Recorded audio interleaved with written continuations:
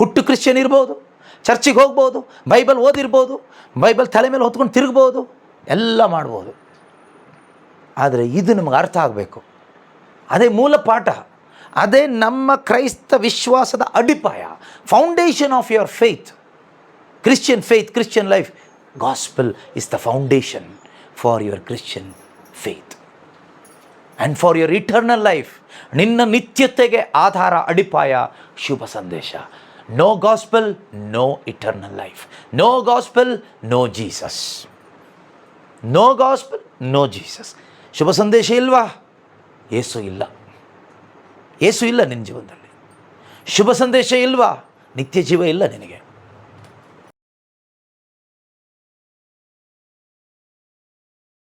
Price Lord, hallelujah. ಪ್ರೀತಿಯ ಸಹೋದರ ಸಹೋದರಿಯರೇ, ಇಲ್ಲಿ ನನ್ನ ಕೈಯಲ್ಲಿ ಒಂದು ಬೈಬಲ್ ಇದೆ. ಈ ಬೈಬಲನ್ನು ನಾನು ಹೊತ್ತುಕೊಂಡು ತಿರುಗೋದ್ರಿಂದ ಏನು ಪ್ರಯೋಜನ ಇಲ್ಲ. ಅಥವಾ ನಮ್ಮ ಕೈಯಲ್ಲಿ ಜಪಸರ ಇರ್ಬೋದು, ಶಿಲುಬೆ ಇರ್ಬೋದು, ಬೈಬಲ್ ಇರ್ಬೋದು, ಇದೆಲ್ಲ ಒಳ್ಳೆಯದೇ. ಆದರೆ ಇದನ್ನೆಲ್ಲ ಹೊತ್ಕೊಂಡು ತಿರುಗೋದ್ರಿಂದ ಏನು ಪ್ರಯೋಜನ ಇಲ್ಲ. ನಾವು ನಿಜವಾಗಲೂ ಹೊತ್ಕೋಬೇಕಾಗಿರೋದು ಯೇಸುವನ್ನು. ನೀವು ಬೈಬಲ್ನ ಹೊತ್ಕೊಂಡು ತಿರುಗಿ ಯೇಸುವನ್ನು ನಿಮ್ಮ ಹೃದಯದಲ್ಲಿ ಹೊತ್ಕೊಳ್ಳದೇ ಇದ್ದರೆ ನಾವು ಕಪಟಿಗಳಾಗ್ತೀವಿ, ಕಪಟಿಗಳು. ಈಗ ಈ ಬೈಬಲನ್ನು ನಾನು ಕೈಲಿ ಹಿಡ್ಕೊಂಡು ಹೀಗೆ ಎದೆಗೆ ಒಪ್ಪಿಟ್ಕೊಂಡು ನಾನು ಅಲ್ಲಿ ಇಲ್ಲಿ ಹೋಗ್ಬೋದು. ಆದರೆ ನನ್ನ ಹೃದಯದಲ್ಲಿ ಯೇಸು ಇಲ್ಲದೆ ಇದ್ದರೆ ಏನು ಪ್ರಯೋಜನ ಇಲ್ಲ. ಅದೇ ರೀತಿ ನಮ್ಮಲ್ಲಿ ಅನೇಕರ ಜೀವನದಲ್ಲಿ ಇವತ್ತು ನಾವು ಏನೇನೋ ಹೊತ್ಕೊಂಡು ತಿರುಗ್ತಾ ಇದ್ದೀವಿ, ಬೇಡದೇ ಇರೋದೆಲ್ಲ. ನೀವು ನಿಜವಾಗಲೂ ಹೊತ್ಕೋಬೇಕಾಗಿರೋದು ಯೇಸು ಕ್ರಿಸ್ತರನ್ನು. ಯೇಸು ಕ್ರಿಸ್ತರನ್ನು ನಿಮ್ಮ ಹೃದಯದಲ್ಲಿ ನೀವು ಹೊರದೆ ನಿಮ್ಮ ಜೀವನದಲ್ಲಿ ಬೇರೆ ಏನೆಲ್ಲ ಹೊತ್ಕೊಂಡು ನೀವು ಕುಸ್ತು ಹೋಗ್ತೀರಿ ಬಿಟ್ಟರೆ ಖಂಡಿತವಾಗಲೂ ನೆಮ್ಮದಿಯಿಂದ ಬದುಕಲಿಕ್ಕೆ ಆಗೋದಿಲ್ಲ. ನೀವು ಈ ಬೈಬಲ್ನ ಬೇಕಾದರೆ ತಲೆ ಮೇಲೆ ಈಗ ಹೊತ್ಕೊಳ್ಳಿ, ಬಾಯಲ್ಲಿ ಬೇಕಾದರೆ ಏಸುವೆ ಏಸುವೆ ಏಸುವೆ ಏಸುವೆ ಅಂತೆಲ್ಲ ಹೇಳಿ, ಈ ಬೈಬಲ್ಗೆ ಮುತ್ತು ಕೊಟ್ಕೊಂಡು ಏಸುವೆ ಏಸುವೆ ಏಸುವೆ ಅಂತೆಲ್ಲ ಹೇಳ್ತಾ ಇರಿ. ಏನು ಪ್ರಯೋಜನಕ್ಕೆ ಬರೋದಿಲ್ಲ. ಮಾಡೋ ಕೆಲಸ ಕೆಟ್ಟದ್ದಲ್ಲ, ಆದರೆ ಉಪಯೋಗಕ್ಕೆ ಬರೋದಿಲ್ಲ. ನಿನ್ನ ಹೃದಯದಲ್ಲಿ ಯೇಸು ಇರಬೇಕು. ಹೃದಯದಲ್ಲಿ ಯೇಸುವನ್ನು ಹೊರಲಿಕ್ಕೆ ಹೇಗೆ ಸಾಧ್ಯ ಅಂದರೆ ನಿನ್ನ ವಿಶ್ವಾಸದ ಮುಖಾಂತರ. ವಿಶ್ವಾಸದ ಮುಖಾಂತರ ಯೇಸು ಕ್ರಿಸ್ತರನ್ನ ನಮಗೆ ಹೊರಲಿಕ್ಕೆ ಸಾಧ್ಯವಾಗ್ತದೆ. ಏನೊಂದು ವಿಶ್ವಾಸ ಇಡಬೇಕು? ಯೇಸುವನ್ನು ನಾನು ಹೊರಬೇಕಾದ್ರೆ ನಮಗಿರಬೇಕಾದ ವಿಶ್ವಾಸ ಏನು ಗೊತ್ತಾ? ನನ್ನ ದೇಹ ದೇವರ ಆಲಯ. My body is the temple of God. Holy Spirit is dwelling in me. I must believe in the word of God. ದೇವರು ಹೇಳುವ ಈ ಮಾತಿನಲ್ಲಿ ನನಗೆ ನಂಬಿಕೆ ಇರಬೇಕು. 1 ಕೊರಿಂಥ 6ನೇ ಅಧ್ಯಾಯದ 19-20ನೇ ವಾಕ್ಯದಲ್ಲಿ ನನಗೆ ನಂಬಿಕೆ ಇರಬೇಕು. ಅದೇ ರೀತಿ 1 ಕೊರಿಂಥ 3ನೇ ಅಧ್ಯಾಯದ 16ನೇ ವಾಕ್ಯದಲ್ಲಿ ನನಗೆ ನಂಬಿಕೆ ಇರಬೇಕು. ಸುಮ್ಮನೆ ಬಾಯಲ್ಲಿ ನಾವು ಅದನ್ನು ಹೇಳಿ ಪ್ರಯೋಜನ ಇಲ್ಲ. ನನ್ನ ದೇಹ ದೇವರ ಆಲಯ, ನನ್ನ ದೇಹ ದೇವರ ಆಲಯ, ಪವಿತ್ರಾತ್ಮರು ನನ್ನಲ್ಲಿದ್ದಾರೆ, ನನ್ನ ದೇಹ ದೇವರ ಆಲಯ. My body is the temple of God, Holy Spirit is dwelling in me. ಬಾಯಲ್ಲಿ ಹೇಳೋದ್ರಿಂದ ಪ್ರಯೋಜನ ಇಲ್ಲ, ಪುಸ್ತಕದಲ್ಲಿ ಓದೋದ್ರಿಂದ ಪ್ರಯೋಜನ ಇಲ್ಲ. ನೀನು ನಂಬಿದರೆ ಮಾತ್ರ ದೇವರ ಮಹಿಮೆ ನೋಡಲಿಕ್ಕಾಗ್ತದೆ. ನೀನು ಇದನ್ನು ನಂಬಬೇಕು. ಏನೆಂದು? ನನ್ನ ದೇಹ ದೇವರ ಮಂದಿರವಾಗಿದೆ. ನಿನ್ನ ದೇಹ ಏನಾಗಿದೆ? ದೇವರ ಮಂದಿರ. ಯೇಸು ಕ್ರಿಸ್ತರು ವಾಸ ಮಾಡುವ ದೇವರ ಆಲಯ ನನ್ನ ದೇಹ. ದೇವರು ನನ್ನ ಒಳಗಡೆ ಇದ್ದಾರೆ ಎಂದು ನೀನು ನಂಬಿಕೆ ಇಡೋದಾದರೆ ಖಂಡಿತವಾಗಲೂ ಸಹೋದರ ಸಹೋದರಿಯರೇ, ನೀವು ಯೇಸುವನ್ನು ಹೋಗುವ ಜಾಗದಲ್ಲೆಲ್ಲ ಹೊತ್ಕೊಂಡು ಹೋಗ್ಲಿಕ್ಕಾಗ್ತದೆ. ಆದರೆ ಈ ವಿಶ್ವಾಸ ನಿಮಗಿಲ್ಲದೆ ಇದ್ದರೆ ನೀವು ಪರಮಪ್ರಸಾದ ಸ್ವೀಕರಿಸಿ ಬಂದರೂ ಯೇಸುನ ಹೊತ್ಕೊಂಡು ಹೋಗ್ಲಿಕ್ಕಾಗೋದಿಲ್ಲ, ಪಿಶಾಚಿನ ಹೊತ್ಕೊಂಡು ಹೋಗ್ತೀರಾ. ಯಾಕೆ ಅಂದರೆ ಪರಮಪ್ರಸಾದ ಕೊಡುವಾಗ ಬಲಿಪೂಜೆಯಲ್ಲಿ ಒಂದು ಮಾತು ಹೇಳ್ತಾರೆ, ಇದು ವಿಶ್ವಾಸದ ಪರಮ ರಹಸ್ಯ. This is the mystery of faith. This is the mystery of faith. ಇದು ವಿಶ್ವಾಸದ ರಹಸ್ಯ. ಅಂದರೆ ಇದು ವಿಶ್ವಾಸ ಇರುವವನು ಇದನ್ನು ಪಡ್ಕೊಂಡ್ರೆ ಅವನ ಒಳಗಡೆ ದೈವ ಸಾನ್ನಿಧ್ಯ ಅನುಭವ ಆಗ್ತದೆ. ವಿಶ್ವಾಸ ಇಲ್ಲದೆ ಸುಮ್ಮನೆ ಎಲ್ಲಿಂದಾನೋ ಬಂದು ಸುಮ್ಮನೆ ಆಮೇಲೆ ಅಂತ ತೆಗೆದುಕೊಂಡು ಹೋದರೆ ಅವನ ಒಳಗಡೆ ಯಾವ ಸಾನ್ನಿಧ್ಯನೂ ಬರೋದಿಲ್ಲ. ಅವನಿದ್ದಾಗೆ ಇರ್ತಾನೆ, ಅವನ ಜೀವನ ಇದ್ದ ಹಾಗೆ ಇರ್ತದೆ, ಯಾವ ಬದಲಾವಣೆನೂ ಉಂಟಾಗೋದಿಲ್ಲ. ಆದ್ದರಿಂದ ಇವತ್ತು ಎಷ್ಟೋ ಜನ ನಾವು ಚರ್ಚಿಗೆ ಹೋಗ್ತೀವಿ, ಪರಮಪ್ರಸಾದ ತಗೊಂಡು ಬಂದರೂ ಕೂಡ ನಮ್ಮ ಜೀವನ ಅದೇ ಹೊಲಸು ಜೀವನನೇ ಇರುತ್ತೆ, ಅದೇ ಪಾಪದ ಜೀವನನೇ ಇರ್ತದೆ, ಅದೇ ದ್ವೇಷ, ಅದೇ ಬೇಸರ, ಅದೇ ನಿರಾಶೆ, ಅದೇ ದುಃಖ, ಅದೇ ಜಿಗುಪ್ಸೆ, ಅದೇ ಅವಿಶ್ವಾಸ, ಇದರಲ್ಲೇ ಬದುಕ್ತಾ ಇದ್ದೀವಿ. ಕಾರಣ ಏನು? ಕಾರಣ ಏನು ಅಂದರೆ ವಿಶ್ವಾಸ ಇಲ್ಲ, ಲ್ಯಾಕ್ ಆಫ್ ಫೇತ್. ಸುಮ್ಮನೆ ಬಾಯಲ್ಲಿ ನಮಗೆ ವಿಶ್ವಾಸ ಇದೆ ಅಂತ ನಾವೆಲ್ಲರೂ ಹೇಳ್ಕೊಳ್ತೀವಿ. ವಿಶ್ವಾಸ ಪ್ರಮಾಣ ನಾವೆಲ್ಲರೂ ಬಾಯಲ್ಲಿ ಹೇಳ್ತೀವಿ. ಸ್ವರ್ಗವನ್ನು ಭೂಮಿಯನ್ನು ಸೃಷ್ಟಿಸಿದ ಸರ್ವಶಕ್ತಿಯುಳ್ಳ ದೇವರನ್ನು, ಪಿತ ದೇವರನ್ನು ನಾನು ವಿಶ್ವಾಸಿಸ್ತೇನೆ ಅಂತ ಬಾಯಲ್ಲಿ ಹೇಳ್ತೀವಿ. ಆದರೆ ಬಾಯಲ್ಲಿ ಹೇಳಿ ಪ್ರಯೋಜನ ಇಲ್ಲ. ಬಾಯಲ್ಲಿ ಹೇಳಿ ಪ್ರಯೋಜನ ಇಲ್ಲ. ಏನು ಹೇಳ್ತಾರೆ? ರಕ್ಷಣೆ ಹೇಗೆ ಸಿಗ್ತದಂತೆ? ರಕ್ಷಣೆ ಸಿಗೋದು ಹೃದಯದಲ್ಲಿ ವಿಶ್ವಾಸಿಸಿ, ಬಾಯಿಂದ ನಿವೇದಿಸಿ ಜೀವೋದ್ಧಾರ ಹೊಂದಿಕೊಳ್ತೀರಿ. ಯೇಸು ದೇವರ ಪುತ್ರನೆಂದು, ಯೇಸು ಕ್ರಿಸ್ತರನ್ನು ದೇವರು ಪುನರುತ್ಥಾನಗೊಳಿಸಿದ್ದಾರೆಂದು ನೀನು ಹೃದಯದಲ್ಲಿ ವಿಶ್ವಾಸಿಸಿ. ಹೃದಯದಲ್ಲಿ ವಿಶ್ವಾಸಿಸಿ ಅಂದರೆ ಅರ್ಥ ಏನು? ನೀನು ವಿಶ್ವಾಸ ಇಟ್ಟಿದ್ದಾದರೆ ನೀನು ಹೊಸ ಸೃಷ್ಟಿ ಆಗ್ತೀಯ, ನೂತನ ಸೃಷ್ಟಿ ಆಗ್ತೀಯ. You will be born again. ನೀನು ನೂತನವಾಗ್ತೀಯ. ನೀನು ನೂತನ ಆದಮೇಲೆ ನಿನಗೆ ಹೇಳಲಿಕ್ಕೆ ಬೇರೆ ಏನೂ ಇಲ್ಲ, ಬಾಯಲ್ಲಿ ಒಂದೇ ಇರೋದು, ಜೀಸಸ್ ಕ್ರೈಸ್ಟ್ ಈಸ್ ಲಾರ್ಡ್. ಬೇರೆ ಏನು ಹೇಳಲಿಕ್ಕಿಲ್ಲ ಬಾಯಲ್ಲಿ. ನಿನ್ನ ಒಳಗಡೆ ಯೇಸು ಬಂದ ಮೇಲೆ ನಿನ್ನ ಬಾಯಲ್ಲಿ ಬರೋದೊಂದೇ, Jesus is Lord, Jesus is Lord. ಯೇಸುವೇ ಪ್ರಭು, ಯೇಸುವೇ ಪ್ರಭು, ಯೇಸುವೇ ಪ್ರಭು. ಯಾರು ಪ್ರಭು? ಯೇಸು ಒಬ್ಬರೇ ಪ್ರಭು. ನಿನ್ನ ಬಾಯಲ್ಲಿ ಬರೋದು ಯೇಸುನೇ. ನಿನ್ನ ಬಾಯಲ್ಲಿ ಬರೋದು ಶುಭ ಸಂದೇಶನೇ. ನಿನ್ನ ಬಾಯಲ್ಲಿ ಬರೋದು ನಿತ್ಯ ಜೀವಕ್ಕೆ ಸಂಬಂಧಪಟ್ಟ ಮಾತುಗಳೇ. ನಿನ್ನ ಬಾಯಲ್ಲಿ ಬರುವ ಏಕೈಕ ಪ್ರಾರ್ಥನೆ ಹಾಲೆಲೂಯಾ. ಸ್ವರ್ಗದ ಭಾಷೆ, ಸ್ವರ್ಗದಲ್ಲಿರೋ ಪ್ರಾರ್ಥನೆ ನಿನ್ನ ಬಾಯಲ್ಲಿ ಬರುತ್ತೆ. ಪರಲೋಕದ ಪ್ರಾರ್ಥನೆ ನಿನ್ನ ಬಾಯಿಂದ ಬರುತ್ತೆ.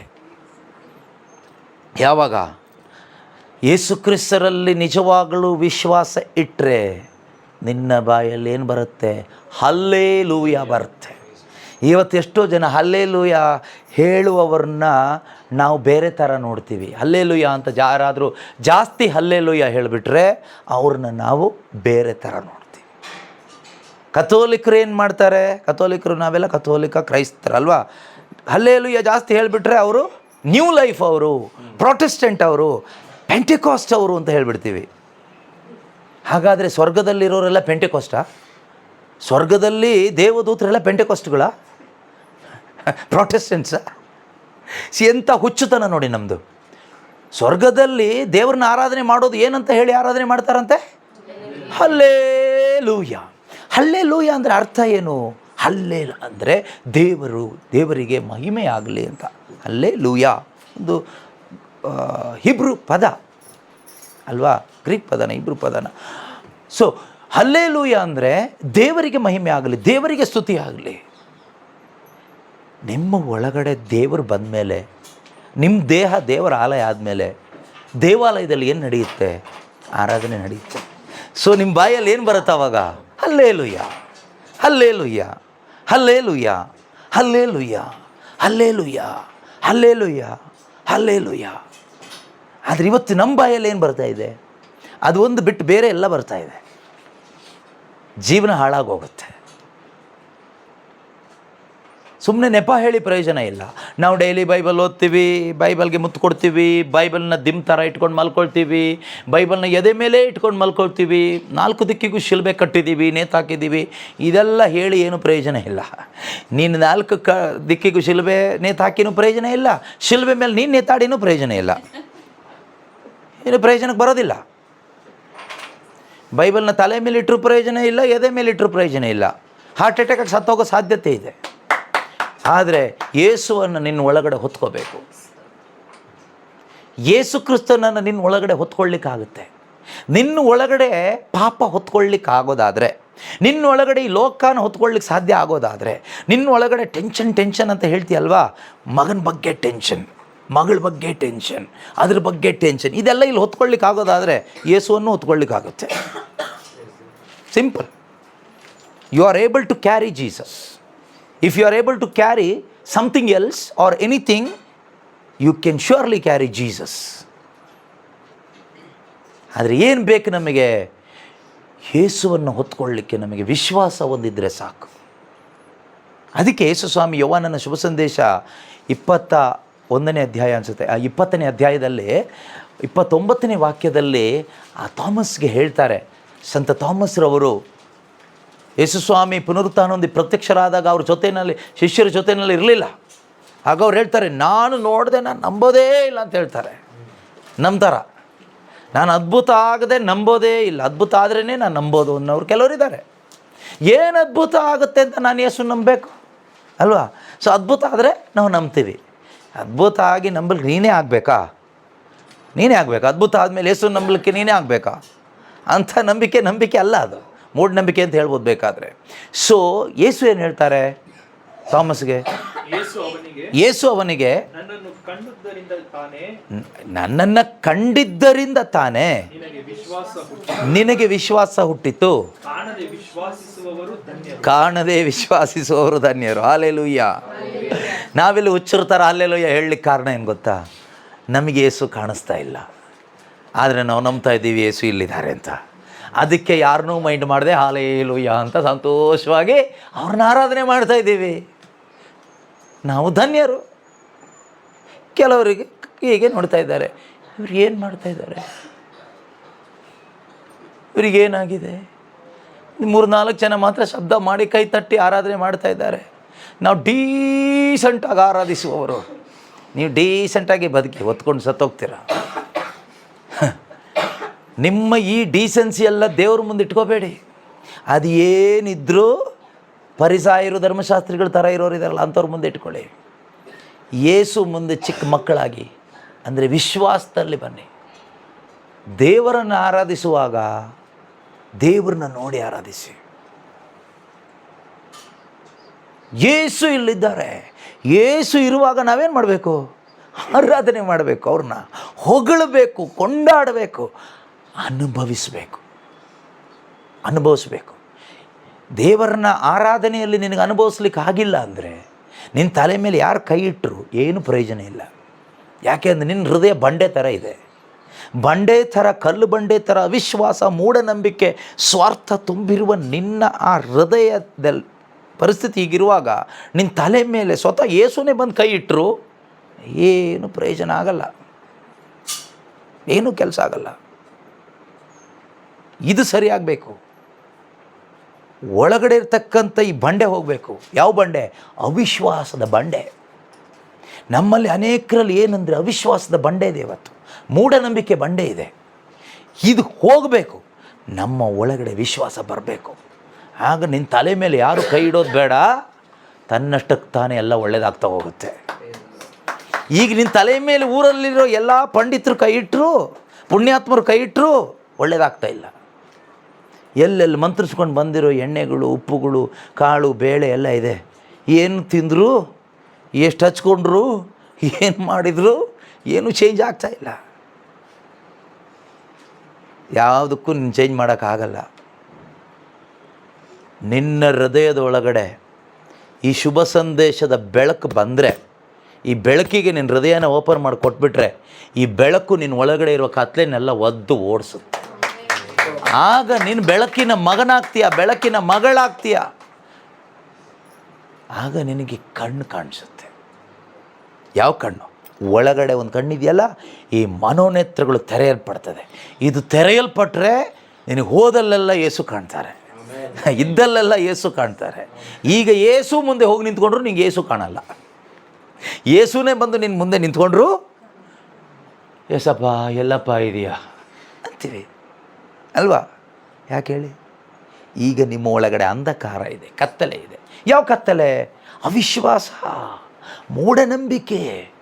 ಈ ಕತ್ತಲೆ ಯಾರು ಒಳಗಡೆ ಇದೆಯೋ ನಿಮಗೆ ಯೇಸು ನೋಡೋಕ್ಕಾಗಲ್ಲ. ಎಲ್ಲಿವರೆಗೆ ನೋಡೋಕ್ಕಾಗಲ್ಲ? ನಿನ್ನ ಒಳಗಡೆ ಇರುವ ಈ ಮೂಢನಂಬಿಕೆ, ಈ ಅಜ್ಞಾನ, ಇದು ಎಲ್ಲಿವರೆಗೆ ಹೋಗೋದಿಲ್ವೋ, ಹೇಗೆ ಹೋಗಿಸೋದು? ನೀನು ಮನಸ್ಸು ಮಾಡಬೇಕು. ಮೊದಲು ಒಪ್ಕೋಬೇಕು ನಿನ್ನ ಒಳಗಡೆ ಇದಿದೆ ಅಂತ. ನೀವು ಕೇಳ್ಬೋದು, ಯಾಕೆ ಒಪ್ಕೋಬೇಕು ನಾವು ಅಂತ. ನಿನಗೆ ಇಲ್ಲಿ ಯೇಸು ಇದ್ದಾರೆ ಅಂತ ನೋಡ್ಲಿಕ್ಕೆ ಆಗ್ತಾ ಇದೆಯಾ? ಆಗ್ತಾ ಇಲ್ಲ. ಹಾಗಾದರೂ ಒಪ್ಕೋ. ಯೇಸು ಇದ್ದಾರೆ ಇಲ್ಲಿ, ಇಮ್ಯಾನ್ಯುಯಲ್. 2-3 ನನ್ನ ಹೆಸರಿನಲ್ಲಿ ಎಲ್ಲಿ ಒಟ್ಟಾಗಿ ಸೇರ್ತಿರೋ ಅಲ್ಲಿ ಅವರ ಮಧ್ಯದಲ್ಲಿ ನಾನಿರ್ತೀನಿ. ಪ್ರಾಮಿಸ್ ಮಾಡಿದವ್ರು ಇದ್ದಾರೆ.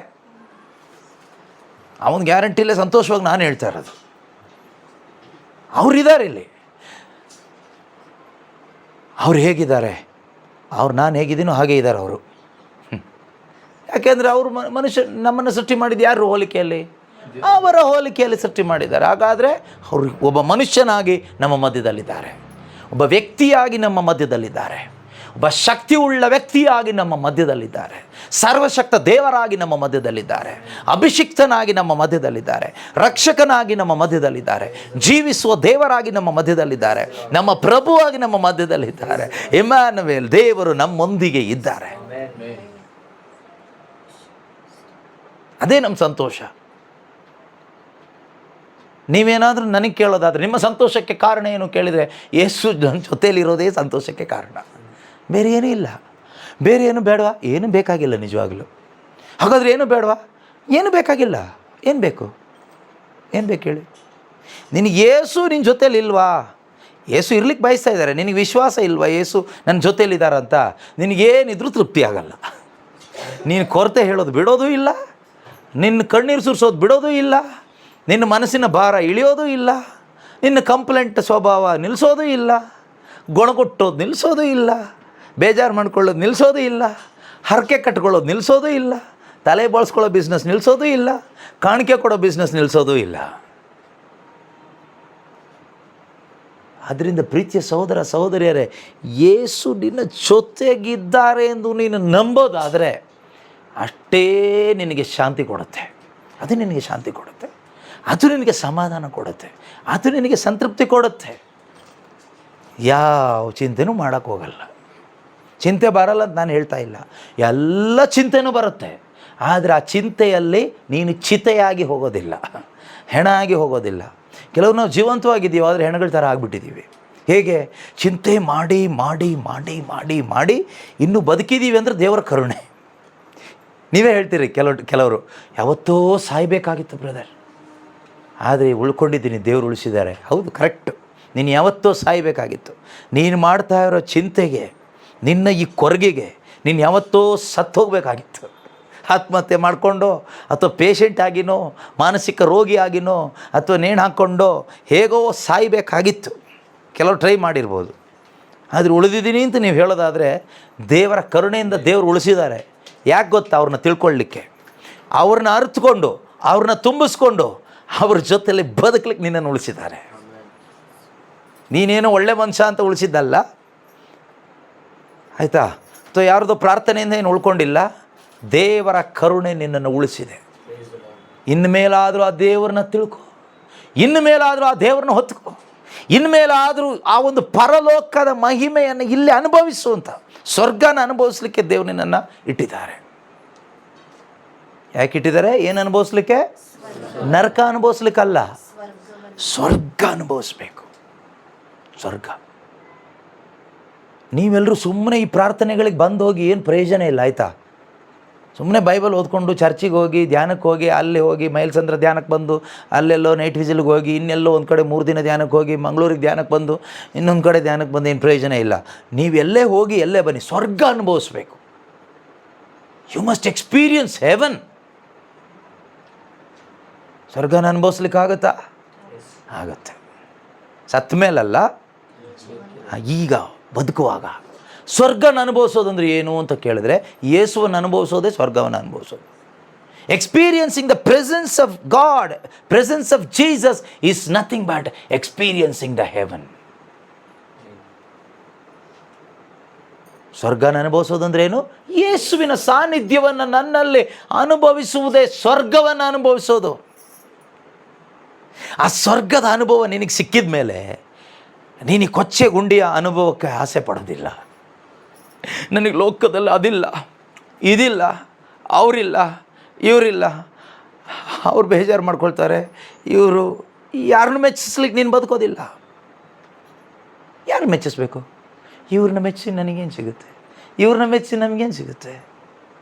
ಪ್ರಯೋಜನ ಇಲ್ಲ. ಇವ್ರನ್ನ ಪ್ರೀತಿಸ್ಬೇಕಷ್ಟೇ, ಇವ್ರನ್ನ ಪ್ರೀತಿ ಮಾಡಬೇಕಷ್ಟೇ. ಇವ್ರನ್ನ ಮೆಚ್ಚೋದಲ್ಲ ನನ್ನ ಕೆಲಸ. ಪ್ರೀತಿ ಮಾಡಬೇಕಾದ್ರೆ ಏನು ಬೇಕು? ಯೇಸು ಇದ್ದರೆ ಸಾಕು. ಪ್ರೀತಿ ಮಾಡಬೇಕಾದ್ರೆ ಯಾರು ಬೇಕು? ಯೇಸು ಬೇಕು. ಸ್ವರ್ಗದ ಅನುಭವ ಅಂದರೆ ಪ್ರೀತಿಯ ಅನುಭವ. Experience of haven is nothing but experience of love. ಸ್ವರ್ಗದಲ್ಲಿ ಏನೋ ಬೆಳಕಿರುತ್ತೆ, ಚಿನ್ನ ಇರುತ್ತೆ ಅಂತೆಲ್ಲ ತಿಳ್ಕೊಬೇಡಿ. ಅದೆಲ್ಲ ಸಿಂಬಾಲಿಕ್ ಅಷ್ಟೇ. ಪ್ರಕಟಣಾ ಪುಸ್ತಕದಲ್ಲಿ ಬರೆದಿದೆ. ನಮ್ಮ ಜನ ಸ್ವರ್ಗಕ್ಕೆ ಹೋಗೋಕ್ಕೆ ಆಸೆ ಪಡೋದು ಆ ಥರ ಎಲ್ಲ ಇದ್ರೇ.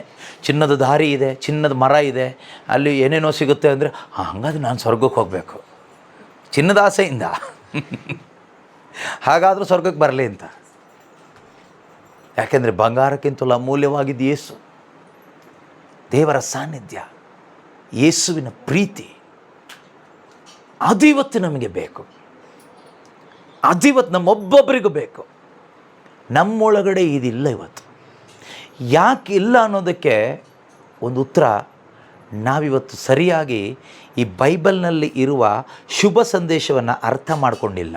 ಬೈಬಲ್ ಓದಿರ್ಬೋದು, ಸುಮಾರು ವಾಕ್ಯಗಳು ನಮಗೆ ಗೊತ್ತಿರ್ಬೋದು, ಆದರೆ ಇದರ ಒಳಗಡೆ ಗಾಸ್ಪಲ್ ಅಂತ ಒಂದಿದೆ, ಶುಭ ಸಂದೇಶ ಅಂತ ಒಂದಿದೆ, ಒಂದು ಐಟಮ್ ಇದೆ, ಒಂದು ವಸ್ತು ಇದೆ, ಗಾಸ್ಪಲ್. ಅದು ಮತ್ತಾಯನ ಶುಭ ಸಂದೇಶ, ಮಾರ್ಕನ ಶುಭ ಸಂದೇಶ, ಲೂಕನ ಶುಭ ಸಂದೇಶ, ಯೋವಾನನ ಶುಭ ಸಂದೇಶ ಅಲ್ಲ. ಶುಭ ಸಂದೇಶ ಇದೆ ಅಂದ ತಕ್ಷಣ 4 ಇದೆಯಲ್ಲ ಅದೇ ಇರಬೇಕು ಅಂತ ತಿಳ್ಕೊಳ್ತೀರಿ ಕೆಲವರು. ಅದಲ್ಲ, ಅದಕ್ಕೂ ಮೀರಿದ ಒಂದು ಗುಡ್ ನ್ಯೂಸ್, ಗಾಸ್ಪಲ್ ಈ ಬೈಬಲ್ ಪುಸ್ತಕದ ಒಳಗಡೆ ಇದೆ. ಅದು ನಿನ್ನ ಹೃದಯದೊಳಗಡೆ ಬಂದರೆ ನಿನ್ನ ಜೀವನ ಬೆಳಕಾಗುತ್ತೆ. ಅಲ್ಲಿವರೆಗೂ ಕತ್ಲೆಯಲ್ಲೇ ಸತ್ತೋಗ್ತೀಯ. ಯಾಕೆ ಈ ರೀತಿ ಹೇಳ್ತಾ ಇದ್ದೀನಿ ಅಂದರೆ, ಈ ಶುಭ ಸಂದೇಶದ ವಿಷಯದಲ್ಲಿ ಸೀರಿಯಸ್ ಆಗಬೇಕು ನೀವು. ರೋಮ 1:16 ಪೌಲರು ಏನು ಹೇಳ್ತಾರೆ ಅಂದರೆ, ಅಥವಾ ಪವಿತ್ರಾತ್ಮರು ಏನು ಹೇಳ್ತಾರೆ ಅಂದರೆ, ಈ ಶುಭ ಸಂದೇಶ ಇದೆಯಲ್ವಾ, ಇದು ಶುಭ ಸಂದೇಶದ ವಿಷಯದಲ್ಲಿ ನಾನು ನಾಚಿಕೆ ಪಡುವವನೇ ಅಲ್ಲ.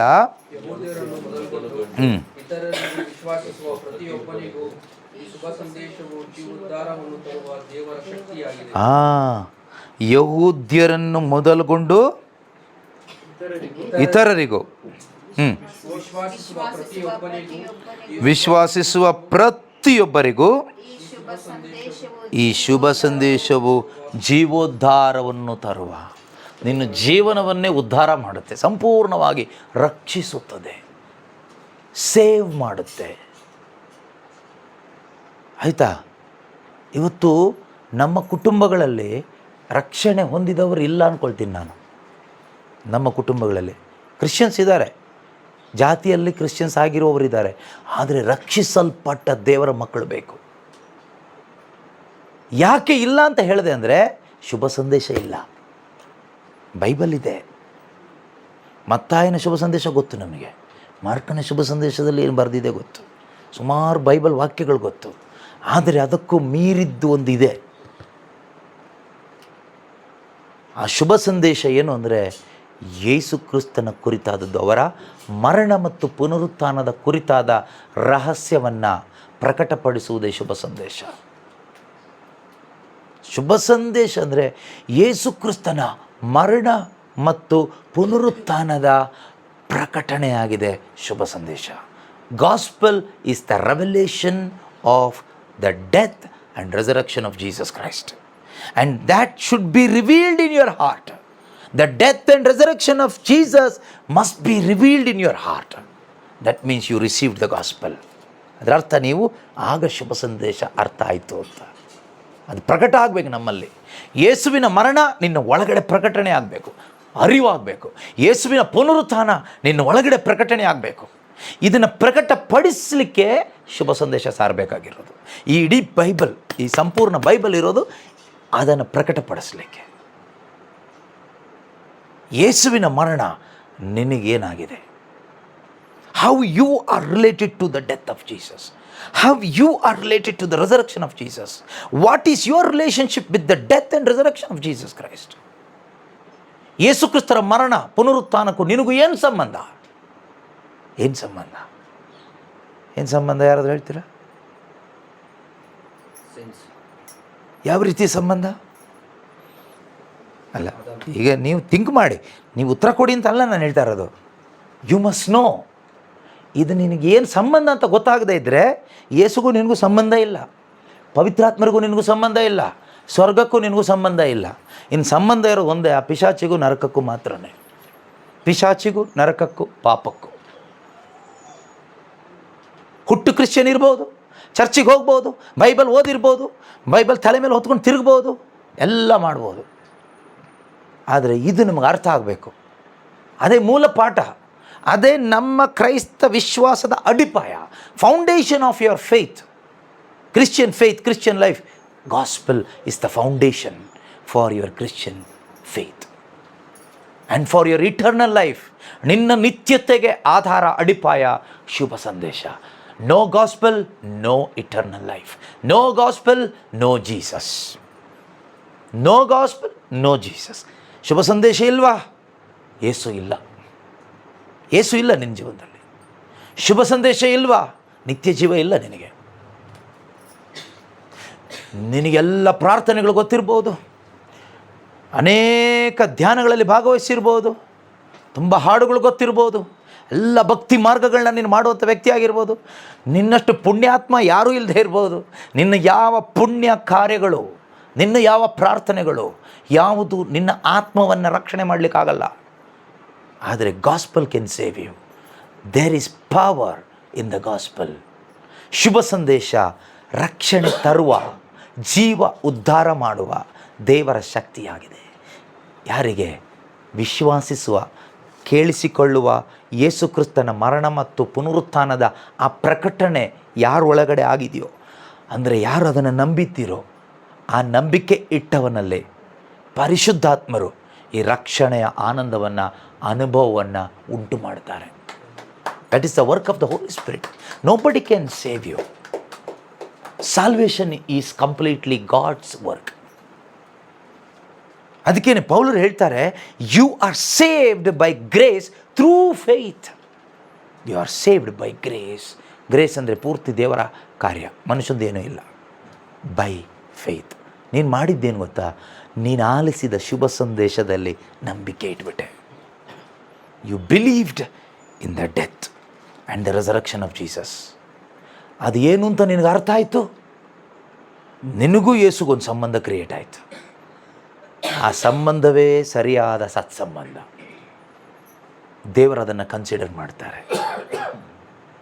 ನೀನು ಅಕ್ಸೆಪ್ಟೆಡ್ ಆದೆ, ಸ್ವೀಕಾರ ಆದೆ, ಅವತ್ತು ನೀನು, ನಾವು ಹೇಳುವ ಹಾಗೆ, ಕ್ರಿಶ್ಚಿಯನ್ ಆದೆ. ಆವಾಗಲೇ ಕ್ರಿಶ್ಚಿಯನ್ ಆಗೋದು. ಈಗ ನಾವೆಲ್ಲ ಕ್ರಿಶ್ಚಿಯನ್ ಆಗಿ ಹುಟ್ಟುಬಿಟ್ಟಿದ್ದೀವಿ, ಇನ್ನು ಸಾಯೋ ಮಟ್ಟದಲ್ಲಿದ್ದೀವಿ ಕೆಲವರು. ಆದರೆ ಕ್ರಿಶ್ಚಿಯನ್ ಆಗದೆ ಸಾಯಬೇಡಿ. ನಾನು ಹೇಳ್ತಾ ಇರೋದು ಜಾತಿಯಲ್ಲಿ ಕನ್ವರ್ಟ್ ಆಗಿ ಅಂತಲ್ಲ, ಪ್ರಯೋಜನ ಇಲ್ಲ. ಕನ್ವರ್ಟ್ ಆಗಿ ಪ್ರಯೋಜನ ಇಲ್ಲ. ಸತ್ಯದ ಅರಿವಿಲ್ಲದೆ ದೀಕ್ಷಾಸ್ನಾನ ತೆಗೆದುಕೊಂಡು ಪ್ರಯೋಜನ ಇಲ್ಲ. ಬೈಬಲ್ ಬಯಾರ್ಟ್ ಮಾಡಿಕೊಂಡು ಪ್ರಯೋಜನ ಇಲ್ಲ. ಶುಭ ಸಂದೇಶ ನಿನಗೆ ಅರ್ಥ ಆಗಬೇಕು. Gospel must be revealed in your heart and that revelation of the gospel will save you forever. Very simple.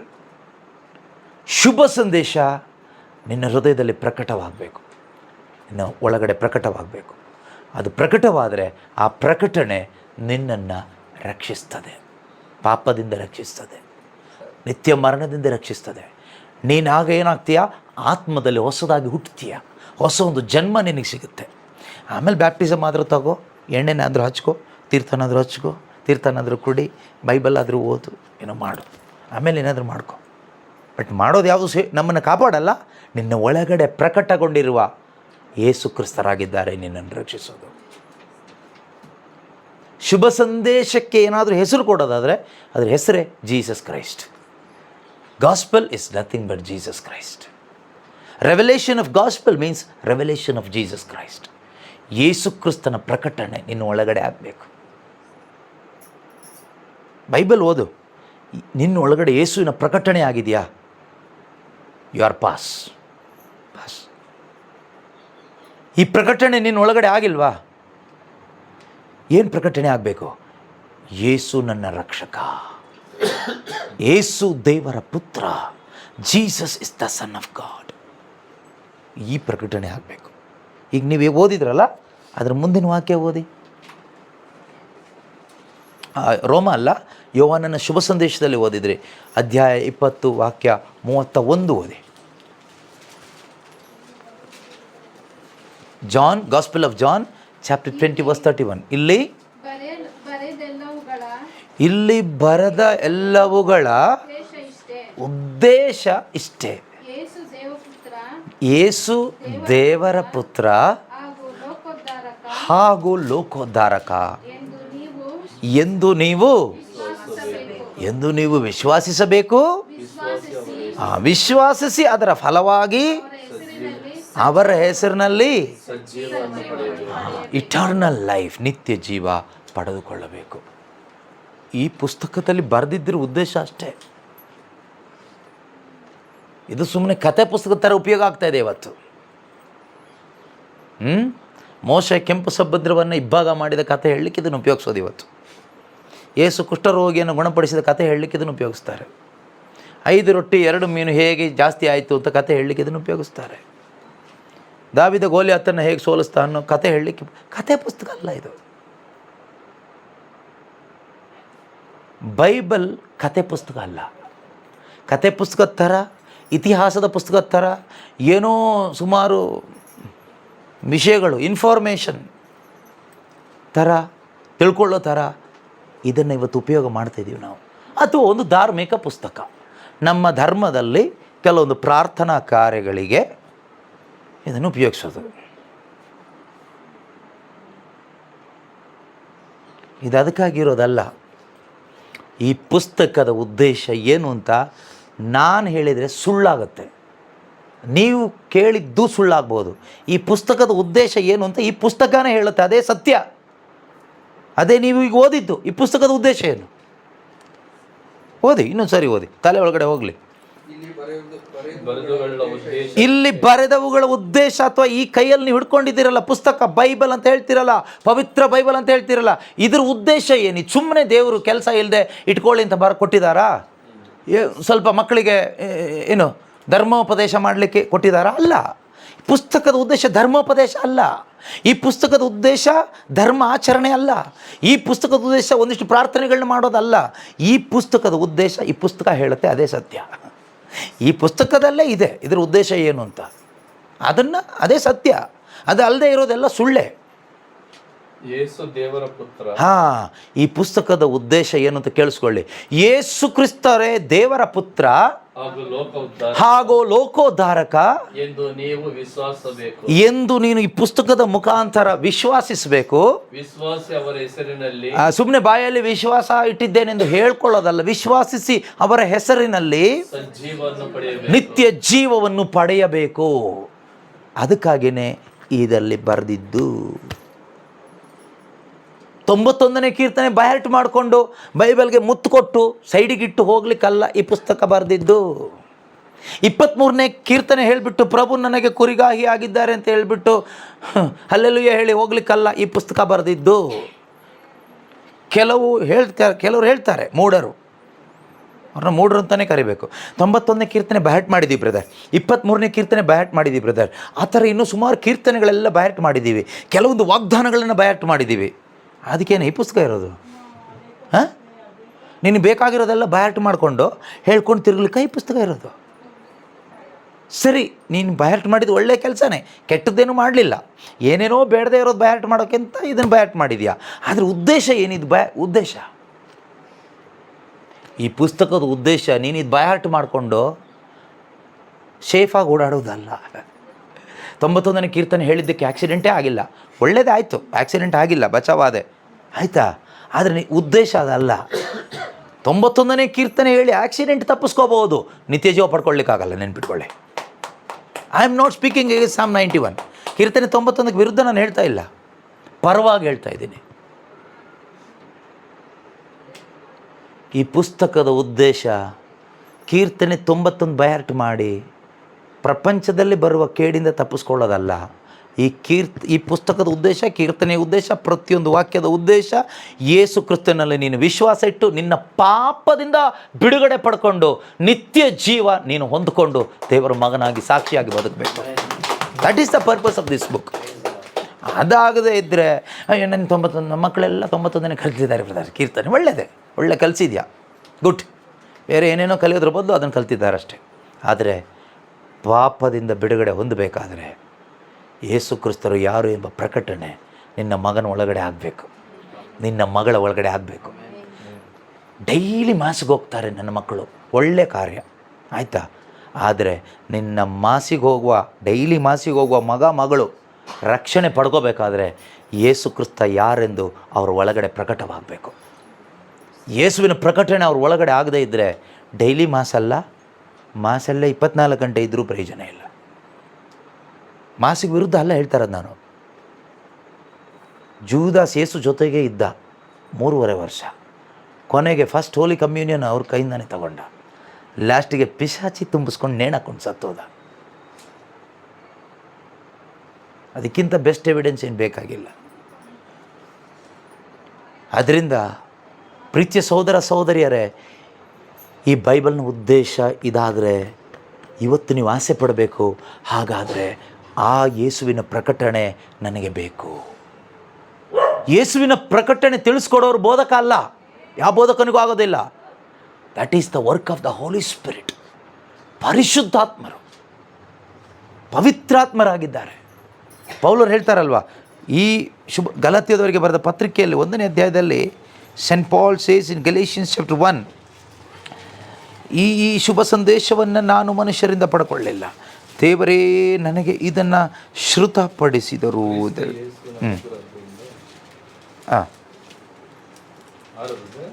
ಅಲ್ಲಲ್ಲ, ಗಲಾತ್ಯದವರಿಗೆ ಬರೆದ ಪತ್ರಿಕೆ ಅಧ್ಯಾಯ 1 ವಾಕ್ಯ 15 ಅನಿಸುತ್ತೆ, 12. ಈ ಶುಭ ಸಂದೇಶವನ್ನು ನಾನು ಮನುಷ್ಯರಿಂದ 11ರಿಂದನೇ ಓದಿ. ಪ್ರಿಯ ಸಹೋದರರೇ, ನಾನು ಬೋಧಿಸಿದ ಶುಭ ಸಂದೇಶವು ಮಾನವ ಕಲ್ಪಿತ ನಿಮಗೆ ಮನದಟ್ಟು ಮಾಡಲು ಬಯಸುತ್ತೇನೆ. ಈ ಶುಭ ಸಂದೇಶವನ್ನು ನಾನು ನಿಮಗೆ ಬೋಧಿಸಿದ ಶುಭ ಸಂದೇಶವನ್ನು ನಾನು ಮನುಷ್ಯರಿಂದ ಪಡೆಯಲಿಲ್ಲ. ನಾನು ಯಾರಿಂದ ಪಡೆದಿಲ್ಲ?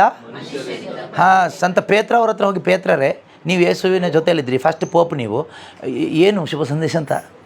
ಪೋಪಿಂದ ನಾನು ಪಡೆದಿಲ್ಲ, ಪೇತ್ರನಿಂದ ನಾನು ಪಡೆದಿಲ್ಲ. ಸಭಾ ಸ್ತಂಭಗಳು ಎಂದು ಬೈಬಲ್ನಲ್ಲಿ ಪೌಲರು ಬರೆದಿಟ್ಟಿರೋದು. ಯಾರ ಬಗ್ಗೆ? ಪೇತ್ರ, ಪೌಲ ಮತ್ತು ಯೋವನ್ನ. ಸಭಾ ಸ್ತಂಭಗಳು. ಅವ್ರ ಹತ್ರ ಕೂತ್ಕೊಂಡು ನಾನು ತಿಳ್ಕೊಳ್ಳಿಲ್ಲ. ಯೇಸುವಿನ ಜೊತೆಯಲ್ಲಿದ್ದ ಯಾವ ಅಪಸ್ತೋಲರ ಹತ್ರ ಹೋಗಿನೂ ಶುಭ ಸಂದೇಶವನ್ನು ನಾನು ತಿಳ್ಕೊಳ್ಳಿಲ್ಲ. ಅವರೇನು ಹೇಳ್ತಾರೆ? ಅದನ್ನು ಯಾರಿಂದಲೂ ಕಲಿತುಕೊಳ್ಳಲಿಲ್ಲ, ಯೇಸು ಕ್ರಿಸ್ತರೇ ನನಗೆ ಅದನ್ನು ಶ್ರುತಪಡಿಸಿದರು. Jesus Christ, He himself revealed it to me. That means gospel is the revelation. ಅದೊಂದು ಪ್ರಕಟಣೆ ಆಗಿ ಬರಬೇಕು ನಮಗೆ.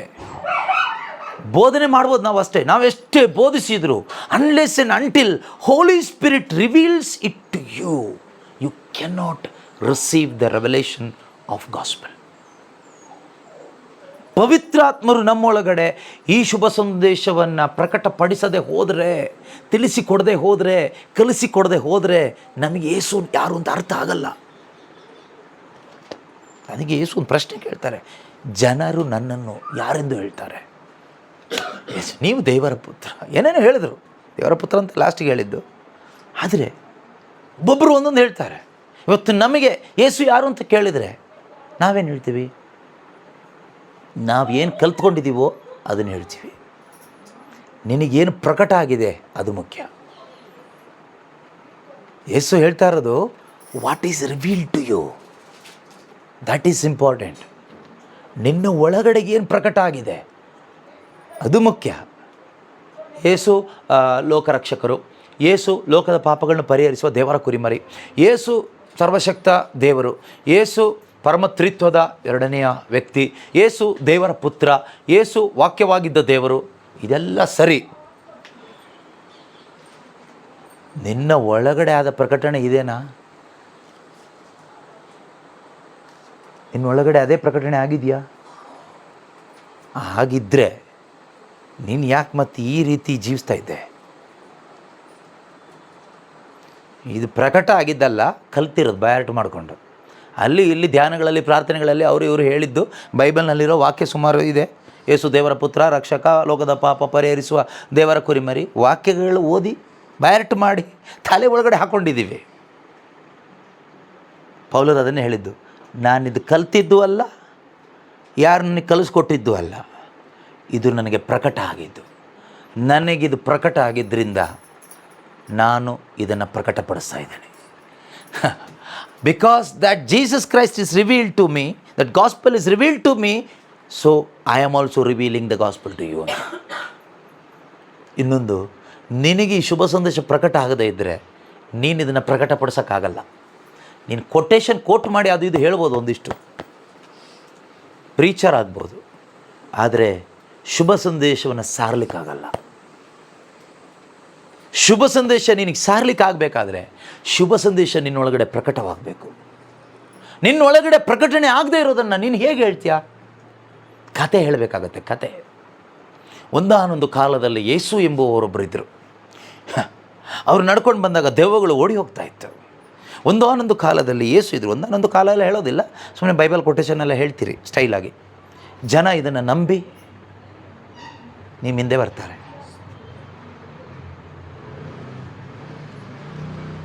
ಯೇಸು ಒಂದಾನೊಂದು ಕಾಲ ಅಲ್ಲ, ಕ್ರಿಸ್ತ ಯೇಸು ನಿನ್ನೆ ಇದ್ದ ಹಾಗೆ ಈಗಲೂ ಇಲ್ಲೂ ನಾಳೆನೂ ಯಾವಾಗಲೂ ಇದ್ದಾರೆ. Jesus Christ is the same yesterday today and for ever. ಅವ್ರ ಹಿಂದೆ ಇದ್ದ ದೇವರಲ್ಲ, ಮುಂದೆ ಬರ್ತಾರೆ ಆ ದೇವರು ಅಲ್ಲ. ಈಸ್ ನಾವ್, surely will come, but is ನಾವ್, ಈಗ, ಇಲ್ಲಿ, ಎಲ್ಲೋ, ಯಾವಾಗಲೂ. ಈ ಯೇಸು ಕ್ರಿಸ್ತರನ್ನೇ ಹೊತ್ಕೊಂಡು ಹೋಗ್ಲಿಕ್ಕಾಗಿ ದೇವರು ನಿನ್ನನ್ನು ಸೃಷ್ಟಿ ಮಾಡಿದ್ದು, ಬೇರೆ ಏನೂ ಇಲ್ಲ ಕೆಲಸ. ಹಾಗಾದರೆ ಬೇರೆ ಏನು ಮಾಡಬಾರ್ದ ಕೇಳಿದರೆ, ನೀನು ಏನಾದರೂ ಮಾಡು, ಪ್ರಾಬ್ಲಮ್ ಇಲ್ಲ. ಆದರೆ ಯೇಸುನ ಹೊತ್ಕೊಳ್ಳದೆ ನೀನು ಏನು ಮಾಡಿದ್ರೂ waste body. Your primary duty is to carry the creator, carry Jesus. ಆಮೇಲೆ ನೀನು ಏನಾದರೂ ಮಾಡು, ಏನಾದರೂ ಮಾಡು. ಯೇಸುನೇ ಹೊತ್ಕೊಳ್ತಾ ಇಲ್ಲ ನಿನ್ನ ಜೀವನದಲ್ಲಿ, ಏನು ಮಾಡಿ ಏನು ಪ್ರಯೋಜನ? ನಿನ್ನ ಅಗತ್ಯ ಯೇಸು ಮಾತ್ರನೇ. ಫಿಕ್ಸ್ ಮಾಡ್ಕೊಳ್ಳಿ ಮೈಂಡಲ್ಲಿಗೆ. My one and only necessity and priority is Jesus Christ alone. I have no greater priority than Jesus Christ.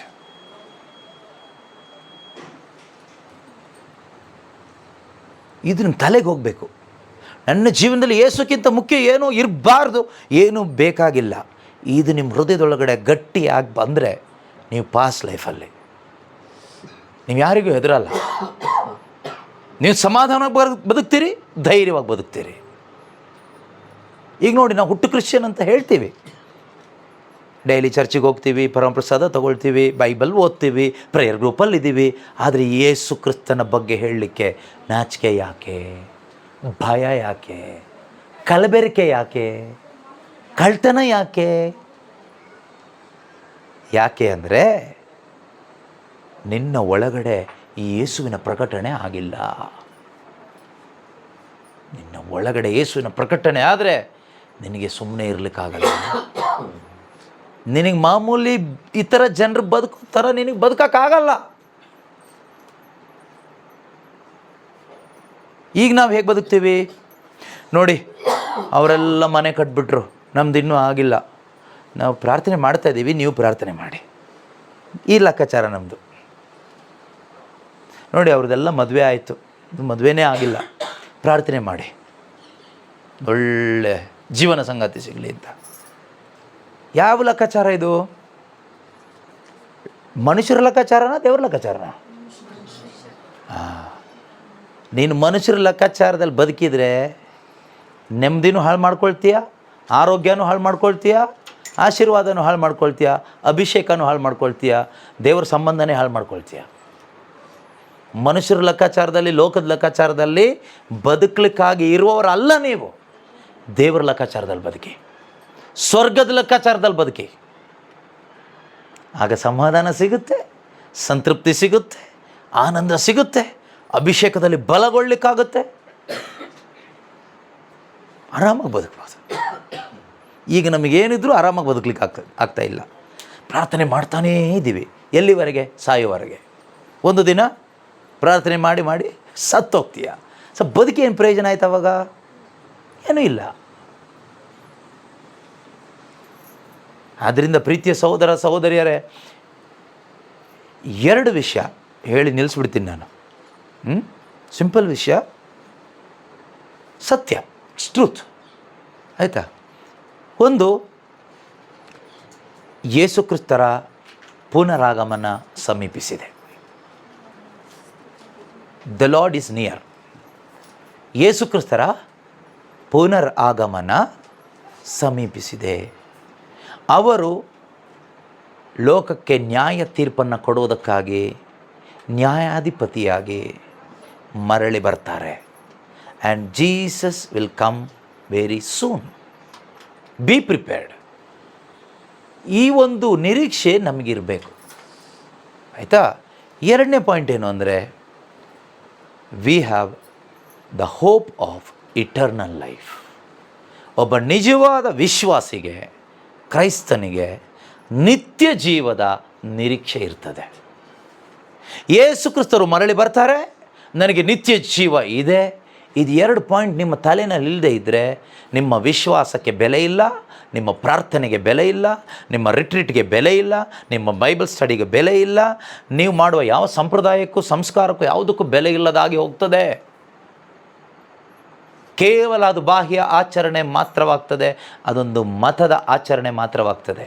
ಇದೆರಡು ಪಾಯಿಂಟ್ ನಿಮ್ಮ ತಲೆಯಲ್ಲಿ ದೃಢವಾಗಿ ಇಲ್ಲದೆ ಇದ್ದರೆ, ಜೀಸಸ್ ವಿಲ್ ರಿಟರ್ನ್ ಸೂನ್.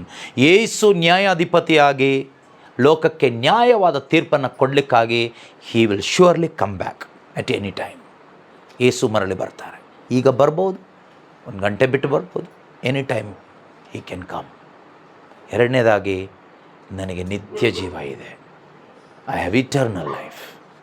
ಇದು ಎರಡು ಪಾಯಿಂಟ್ ನಮ್ಮ ತಲೆಯಲ್ಲಿ ಇಲ್ಲದೇ ಇದ್ದರೆ ನೀವು ಈ ಭೂಮಿ ಮೇಲೆ ಕ್ರಿಶ್ಚಿಯನ್ ಆಗಿ ಬದುಕೋದೇ ವೇಸ್ಟ್. ನಿಮ್ಮ ಪ್ರಾರ್ಥನೆ ಪ್ರಾರ್ಥನೆ ಪ್ರಾರ್ಥನೆ ಅಂತ ಹಗಲು ರಾತ್ರಿ ಓಡೋದು ವೇಸ್ಟೇ, ಈ ಬೈಬಲು ವೇಸ್ಟೇ, ನಿಮ್ಮ ಎಲ್ಲ ಕ್ರಿಸ್ತೀಯ ಕಾರ್ಯಗಳು ವೇಸ್ಟ್. ಇದು ಎರಡು ಪಾಯಿಂಟ್ ನಿಮ್ಮ ತಲೆಯಲ್ಲಿ ಇಲ್ಲದೇ ಇದ್ದರೆ, ಅದರಿಂದ ಇದನ್ನು ಮರಿಬೇಡಿ. ನಮಗೆ ಯೇಸು ಮಾತ್ರ ಮುಖ್ಯ. ನಾವಿಲ್ಲಿ ಯಾರನ್ನು ಮೆಚ್ಚಿಸ್ಲಿಕ್ಕೋಸ್ಕರ ಬದುಕಿ ಪ್ರಯೋಜನ ಇಲ್ಲ. ನಾವು ಒಬ್ರಿಗೆ ಮಾತ್ರ ಲೆಕ್ಕ ಕೊಡಬೇಕು, ಯೇಸುಗೆ. ಒಂದು ದಿನ ಪ್ರತಿಯೊಬ್ಬರು ಅವ್ರ ಮುಂದೆ ನಿಲ್ಲಲೇಬೇಕು, ಎಲ್ಲರೂ ನಿಂತ್ಕೋಬೇಕು. ಅಲ್ಲಿ ನಿಂತ್ಕೊಂಡು ದೇವರು ಕೇಳಲ್ಲ ನಿಮ್ಮನ್ನು, ನೀನು ಏನು ಮಾಡಿದೆ, ಹಿಂಗೆ ಮಾಡಿದೆಯಲ್ಲ, ಹಂಗೆ ಮಾಡಿದೆಯಲ್ಲ ಅಂತ. ಪುಸ್ತಕ ತೆಗಿತಾರೆ, ಎಲ್ಲ ಪುಸ್ತಕದಲ್ಲಿದೆ. ಅದಕ್ಕೆ ತಕ್ಕ ಹಾಗೆ ನ್ಯಾಯವಾದ ತೀರ್ಪು ಕೊಡ್ತಾರೆ. ತೀರ್ಪು ಯಾವ ಲೆಕ್ಕದಲ್ಲಿ ಕೊಡ್ತಾರೆ ಗೊತ್ತಾ? ವಿಶ್ವಾಸ ಮತ್ತು ಅವಿಶ್ವಾಸ ಆಧಾರದಲ್ಲಿ ಕೊಡ್ತಾರೆ. ನೀನು ಪುಣ್ಯಾತ್ಮನೋ ಪಾಪಾತ್ಮನೋ ಎಲ್ಲ ನೋಡಲ್ಲ ಅಲ್ಲಿ. ನೀನು ಏನೇನು ಪುಣ್ಯ ಮಾಡಿದೆಯಾ, ಚರ್ಚಿಗೆ ಹೋಗಿದೆಯಾ, ಇವ್ನು ಚರ್ಚಿಗೆ ಹೋಗಿಲ್ಲ, ಇವ್ನು ಬೈಬಲ್ ಓದಿದ್ದಾನೆ, ಇವ್ರು ಬೈಬಲ್ ಓದಿಲ್ಲ, ಇವ್ರು ಹಲ್ಲೆಲ್ಲೂ ಹೇಳಿದ್ದಾರೆ, ಇವ್ರು ಹಲ್ಲೆಲ್ಲೂ ಹೇಳಿಲ್ಲ. ಅದು ಇಲ್ಲಿನ ಲೆಕ್ಕಾಚಾರ. ಇವರು ಕ್ಯಾಥಲಿಕ್ಕು, ಇವರು ಪ್ರೊಟೆಸ್ಟೆಂಟು, ಇವರು ಕ್ರಿಶ್ಚಿಯನ್ಸ್, ಇವರು ನಾನ್ ಕ್ರಿಶ್ಚಿಯನ್ಸ್. ಅದು ಇಲ್ಲಿ ನಿಮ್ಮೂರಲ್ಲಿ, ನಿಮ್ಮೂರಲ್ಲಿ, ನಿಮ್ಮ ಜಾತಿಯಲ್ಲಿ, ನಿಮ್ಮ ಧರ್ಮದಲ್ಲಿ, ನಿಮ್ಮ ಕೂಟದಲ್ಲಿ. ಇದು ಪರಲೋಕದಲ್ಲಿ ಆ ಥರ ಇಲ್ಲ. ವಿಶ್ವಾಸಿಗಳು, ಅವಿಶ್ವಾಸಿಗಳು. ಪುತ್ರನಲ್ಲಿ ವಿಶ್ವಾಸ ಇಟ್ಟವನಿಗೆ ತೀರ್ಪಿಲ್ಲ, ಪುತ್ರನಲ್ಲಿ ವಿಶ್ವಾಸ ಇಡದವನಾದರೂ ಈಗಾಗಲೇ ತೀರ್ಪಿಗೆ ಒಳಗಾಗಿದ್ದಾನೆ. ಪುತ್ರನಲ್ಲಿ ವಿಶ್ವಾಸ ಇಡೋದು ಅಂದರೆ ಬಾಯಲ್ಲಿ ಯೇಸುವೇ ನನ್ನ ಪ್ರಭು, ಯೇಸುವೇ ನನ್ನ ದೇವರು ಅಂತ ಹೇಳೋದು ಅಲ್ಲ, ವಿಶ್ವಾಸ ಅಲ್ಲ. ಬಾಯಲ್ಲಿ ಹೇಳೋ ವಿಶ್ವಾಸ ಅಲ್ವೇ ಅಲ್ಲ ವಿಶ್ವಾಸ. ವಿಶ್ವಾಸ ಅನ್ನೋದು ಒಂದು ಜೀವನ. ಆ ಜೀವನ ಏನು ಅಂತ ತಿಳ್ಕೊಬೇಕಾದ್ರೆ ಈ ಬೈಬಲ್ನ ಪ್ರಾರಂಭದಿಂದನೂ ಓದಬೇಕು. ಅದರಲ್ಲೂ ಒಂದು ಅಧ್ಯಾಯ ಮುಖ್ಯವಾಗಿ ಇಬ್ರಿಯ 11 ಇದೆ, ಅದನ್ನು ಓದಿ. ಆಗ ನಮಗೆ ಸ್ವಲ್ಪ ಮಟ್ಟಿಗೆ ವಿಶ್ವಾಸ ಅಂದರೆ ಏನು ಅಂತ ಅರ್ಥ ಆಗೋ ಸಾಧ್ಯತೆ ಇದೆ, ಪವಿತ್ರಾತ್ಮರು ಪ್ರಕಟಪಡಿಸಿಕೊಟ್ರೆ. ಬೈಬಲ್ ಪೂರ್ತಿ ಓದಬೇಕು. ವಿಶ್ವಾಸ ಅಂದರೆ ಏನು ಅಂತ ಅರ್ಥ ಆಗಬೇಕಾದ್ರೆ, ವಿಶ್ವಾಸ ಅಂದರೆ ಏನು, ಅವಿಶ್ವಾಸ ಅಂದರೆ ಏನು ಅಂತ ಅರ್ಥ ಆಗಬೇಕಾದ್ರೆ ಬೈಬಲ್ ಪೂರ್ತಿ ಓದಬೇಕು.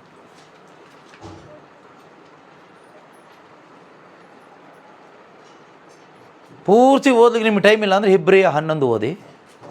ಅಲ್ಲಿ ಪ್ರಾರಂಭ ಮಾಡೋದೇ ದೇವರು ಹಾಬೇಲ ಕಾಯಿನ, ಅಲ್ಲಿಂದ ಪ್ರಾರಂಭ ಮಾಡ್ತಾರೆ. ಹಾಬೇಲನ ಆ ಒಂದು ಬಲಿಯನ್ನು ದೇವರು ಮೆಚ್ಚಿಕೊಂಡರು. ಯಾಕೆ ಮೆಚ್ಚಿಕೊಂಡರು? ಅವನು ವಿಶ್ವಾಸದಿಂದ ಅರ್ಪಿಸಿದ. ಅಂದರೆ ಆದಿಕಾಂಡಕ್ಕೆ ಹೋಯ್ತಲ್ಲಿ, ಅದಕ್ಕೆ ನಾನು ಹೇಳಿದ್ದು. ಇದೆಯಾ? ಇಬ್ರಿಯ 11ರಲ್ಲಿ ಪ್ರಾರಂಭದಲ್ಲಿದೆ. ಸೊ ಅದರಿಂದ ವಿಶ್ವಾಸ ಅಂದರೆ ಏನು ಅಂತ ನಮಗೆ ಸರಿಯಾಗಿ ಅರ್ಥ ಆಗಬೇಕಾದ್ರೆ ಆದಿಕಾಂಡದಿಂದ ಬರಬೇಕು. ಇದಕ್ಕೆಲ್ಲ ನಮಗೆ ಟೈಮ್ ಇಲ್ಲ ಬ್ರದರ್. ಟೈಮ್ ಇಲ್ಲ ಅಂದರೆ ಟೈಮ್ ಆದಾಗ ಹೋದು. ಏಸು ಯಾವಾಗ ಬರ್ತಾರೋ ಗೊತ್ತಿಲ್ಲ, ಆಯಿತಾ? ಇನ್ನು ಬೇರೆ ಎಲ್ಲದಕ್ಕೂ ಟೈಮ್ ಇದೆಯಲ್ವಾ? ಅಳಿದು ಹೋಗುವ, ನಶಿಸಿ ಹೋಗುವ ಈ ಶರೀರಕ್ಕೆ, ಲೋಕಕ್ಕೆ ಸಂಬಂಧಪಟ್ಟ ವಿಷಯಗಳಿಗೆ ನಿನಗೆ ಟೈಮ್ ಇದೆ. ನಿತ್ಯ ಜೀವ, ಶಾಶ್ವತವಾಗಿ ಬದುಕೋ ಜಾಗ, ಅದು ಫ್ರೀಯಾಗಿ ಸಿಕ್ಕಿರೋ ಗಿಫ್ಟ್. ಆ ಜೀವನದ ಬಗ್ಗೆ ತಿಳ್ಕೊಳ್ಳಿಕ್ಕೆ ನಿನಗೆ ಟೈಮ್ ಇಲ್ಲ. ಟೈಮ್ ಇಲ್ಲದೆ ಇರೋದಲ್ಲ, ನಿನಗೆ ನಿತ್ಯ ಜೀವದಲ್ಲಿ ನಂಬಿಕೆ ಇಲ್ಲ. ನಿತ್ಯ ಜೀವದಲ್ಲಿ ನಂಬಿಕೆ ಇದ್ದವರು ಟೈಮ್ ಮಾಡ್ಕೊಳ್ತೀವಿ. ನಮಗೆ ಬೇರೆ ಏನು ಇಂಪಾರ್ಟೆಂಟ್ ಅನಿಸೋದಿಲ್ಲ.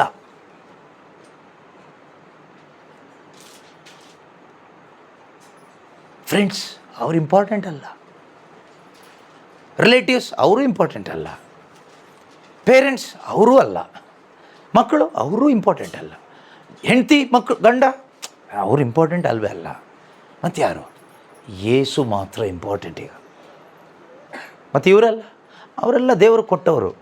ಅವರಿಗೆ ಅವರದೇ ಆದ ಸ್ಥಾನ, ಮಾನ, ರೆಸ್ಪೆಕ್ಟು ಕೊಡಬೇಕು, ಗೌರವ ಕೊಡಬೇಕು, ಪ್ರೀತಿಸಬೇಕು, ಆಯಿತಾ? ಏನು ಇಂಪಾರ್ಟೆನ್ಸ್ ಇದೆಯೋ ಅದನ್ನು ಕೊಡಬೇಕು.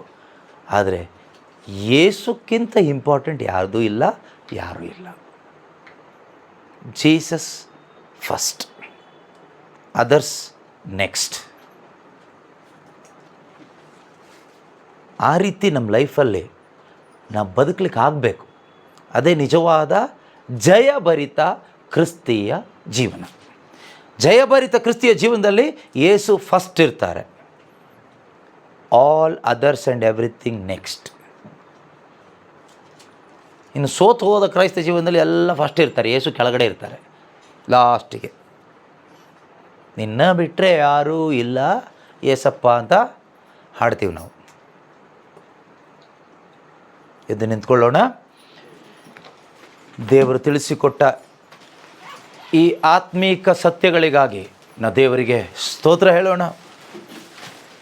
ಒಳ್ಳೆ ತೀರ್ಮಾನ ಮಾಡಿ, ಸಾವು ಯಾವಾಗ ಬರುತ್ತೋ ಗೊತ್ತಿಲ್ಲ, ಸಾಯೋದ್ರೊಳಗಡೆ ಶುಭ ಸಂದೇಶ ನನಗೆ ಪ್ರಕಟವಾಗಬೇಕು ದೇವರೇ. ಸಾಯುವುದರೊಳಗಡೆ ನಿತ್ಯ ಜೀವವಾಗಿರುವ ಯೇಸುವಿನ ಪ್ರಕಟಣೆ ನನಗೆ ಬೇಕು ಪವಿತ್ರಾತ್ಮರೇ ಎಂದು ಆಸೆ ಪಡೆ. ಇದುವರೆಗೂ ನಾವು ಬಾಯಲ್ಲಿ ಹೇಳಿದ್ದೇವೆ, ಯೇಸು ದೇವರ ಪುತ್ರ, ಯೇಸು ಲೋಕೋದ್ಧಾರಕ, ಯೇಸು ರಕ್ಷಕ, ಯೇಸು ಒಳ್ಳೆಯವ, ಒಳ್ಳೆಯ ಕುರುಬ ಎಲ್ಲ ಹೇಳಿದ್ದೇವೆ. ಆದರೆ ಪ್ರಕಟಣೆ ಆಗಿದೆಯಾ? ಅದರ ಪ್ರಕಟಣೆ ಅಂದರೆ ರೆವೆಲೇಷನ್, ಅದರ ಅನುಭವ ನಿನ್ನ ಒಳಗಡೆ ಆಗಿದೆಯಾ?